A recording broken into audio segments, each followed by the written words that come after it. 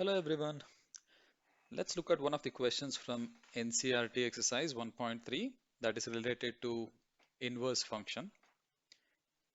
This is question number 8, which reads, consider a function from R plus, which is all non-negative real numbers, to a set which is a subset of real numbers starting with 4 to infinity including 4.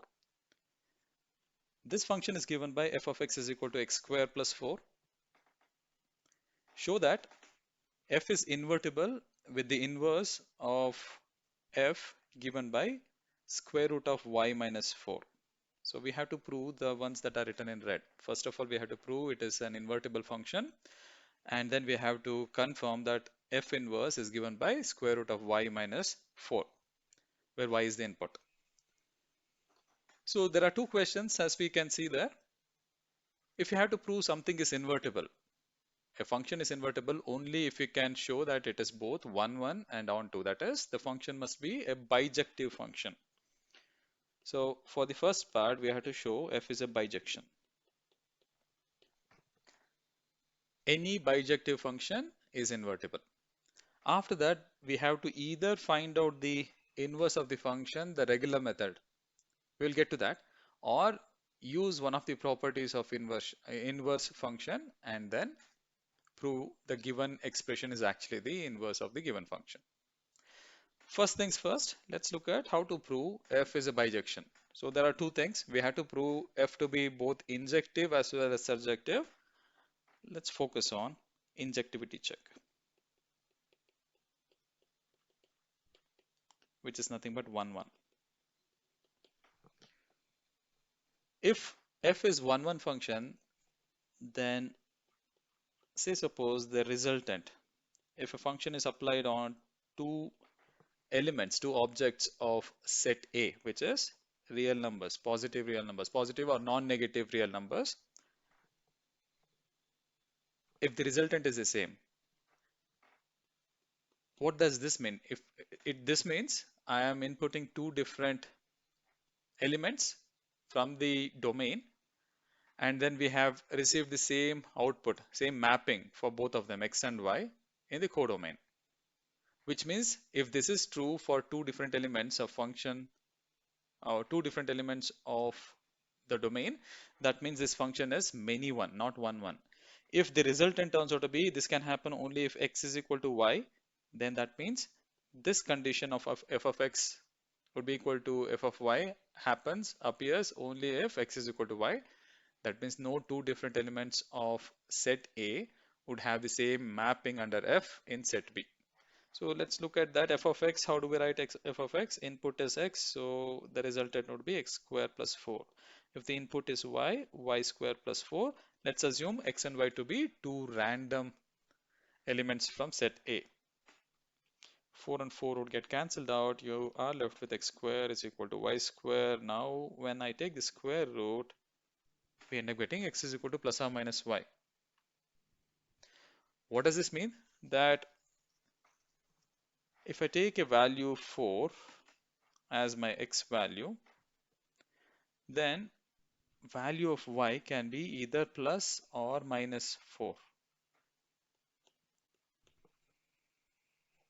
So f of x would be equal to 4 square plus 4, which turns out to be 20. F of minus 4 also turns out to be 20. So does that mean that this function is not 1, 1? But if you look carefully, if x and y, both of them belong to non-negative real numbers, what happens to negative y? Would that belong to non-negative real numbers? Unless y is 0, negative y would never belong to non-negative real number set. So if this is the condition, when we have x is equal to plus or minus y, since minus y can never reside in the input set, x is equal to y would be the conclusion. So x is equal to y means f of x is equal to f of y happens only when the two inputs are one and the same. Minus y going out of the way. This implies this is 1, 1 function, or it is an injection. So one part is proved. Surjective now.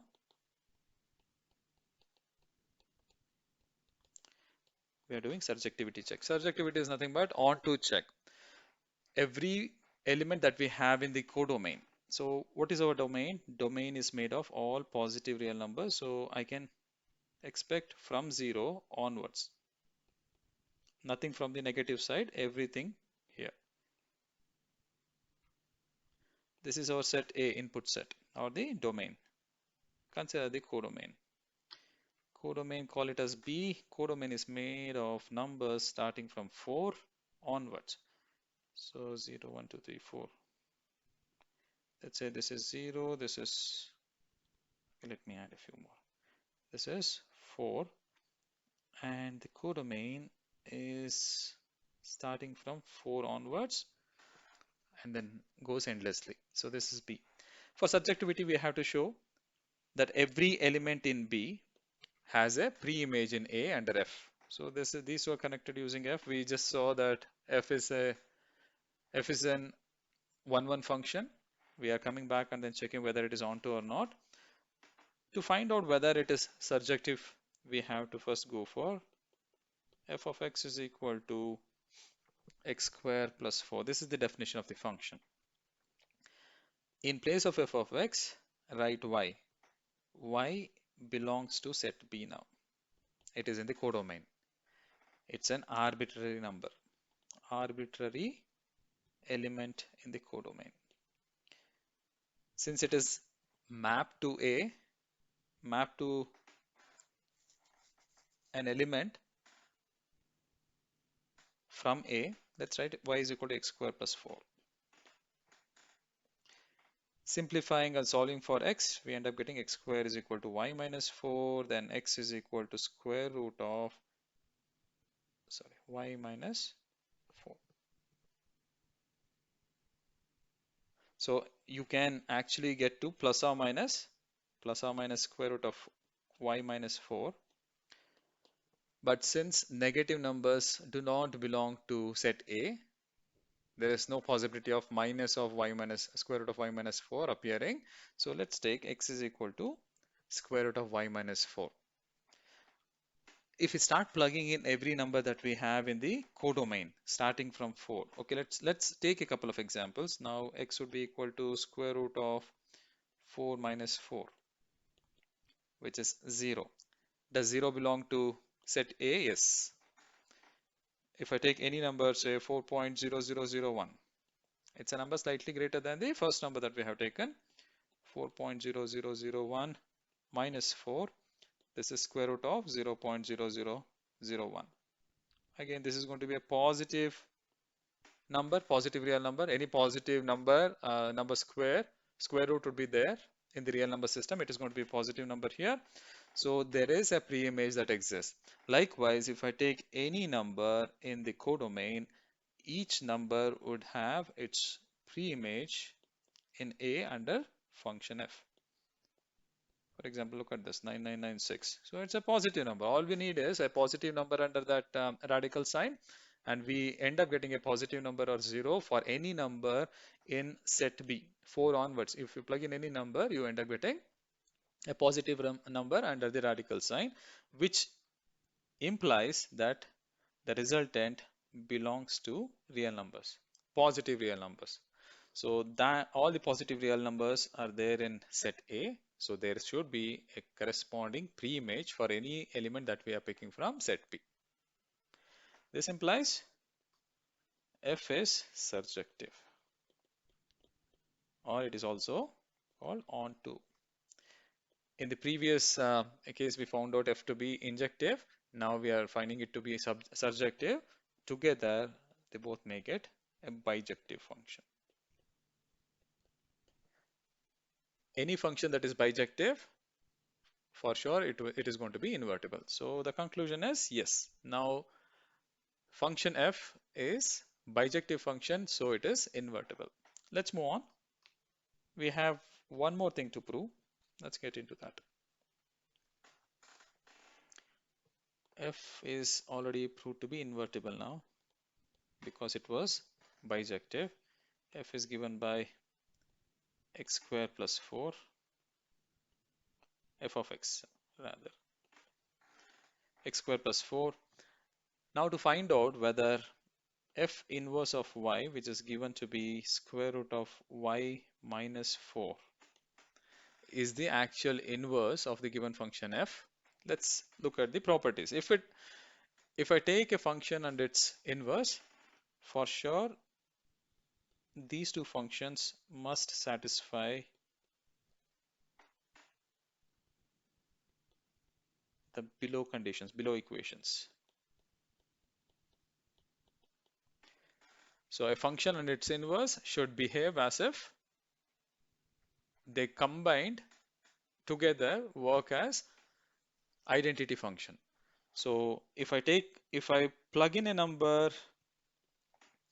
to f inverse, if I take an element from set B and then run f inverse on it, then you run function f on it, the resultant should be unchanged. So whatever comes in should come out.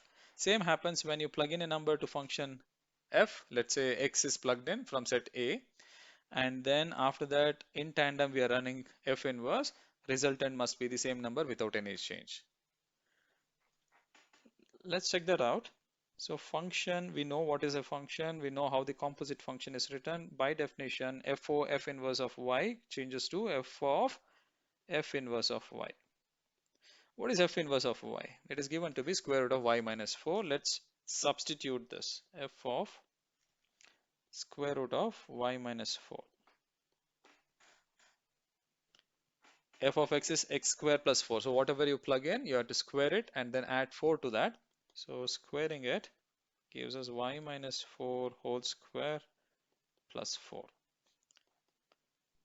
So square root and square root get cancelled out. You end up getting y minus 4 plus 4, which is equal to y. So first part is proved. This is nothing but the right hand side. When we started with the left hand side, f inverse of y, we ended up with y as the resultant, which is the right hand side. So one part is proved. Let's look at the other part as well.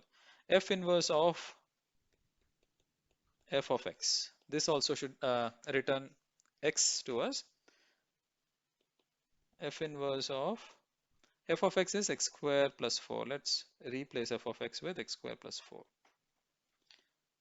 What happens to inverse? Inverse is given to be square root of y minus 4. If you plug in y, square root of y minus 4 would be the resultant of inverse.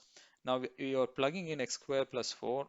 So square root of x square plus 4 minus 4. So in place of y, we are plugging in x square plus 4. 4 and 4, square root of x square, which is nothing but x. You can take plus or minus x or square, and then the square root would get cancelled out. So resultant is x. And this proves f inverse of y and f inverse of f of x, the properties of a function and its inverse are getting satisfied, and so we can conclude f inverse of y given by square root of y minus 4 is the actual inverse of the given function. So just to recap, we were given a function x square plus 4. Set A and set B were defined. Set A, or the domain, was all the non-negative real numbers, and codomain was all the numbers from 4 onwards, including 4, all the real numbers from 4 onwards. We proved that function f is both 1, 1 and on 2, so it was bijective. With that, we concluded f is invertible. After proving f is invertible, we took the inverse function that is given in the question and then verified whether it is the actual inverse of the given function by taking f inverse of y, f inverse of f of x, whether they behave like the identity function or not. They do behave, and so we can conclude f inverse function given in the question is actually true.